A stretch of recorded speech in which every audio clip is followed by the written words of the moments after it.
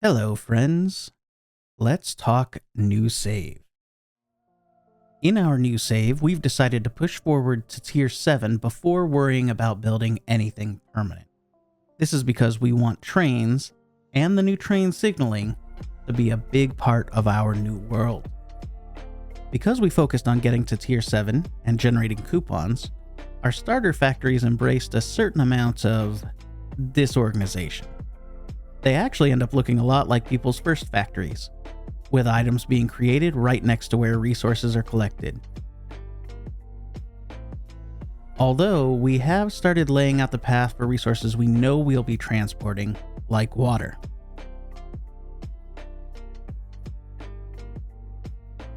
To supply the items needed to reach Tier 7, we've created one factory floor, building any of the more complex items we needed.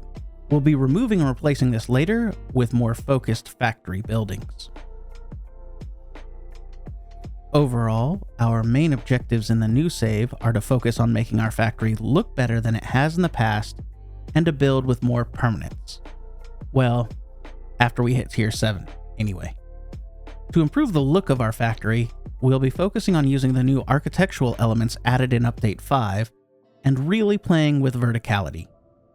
In our previous saves, we've almost always built big and planned to come back to clean up and decorate later. This time around, I think we want to focus on the building first and the functions second. This will probably take a little more planning than we are used to doing, but I think the results could be cool. In playing with verticality, we're talking about more than just building up. We've built tall before. This save will ideally vary the heights of floors and elements between nearby buildings, but still maintain sort of a central level that makes it feel connected.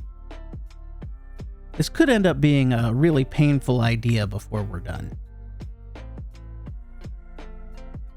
Having reached Tier 7, first up to be rebuilt are the basic Foundry functions. We've started with iron and steel.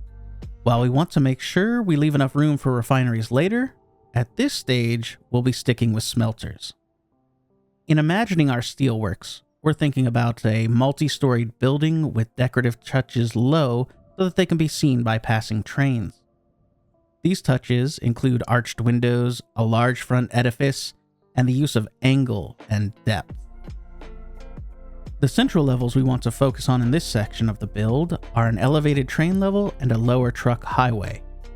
Building levels will be varied around these central elements, and belt buses will be used to connect the various buildings.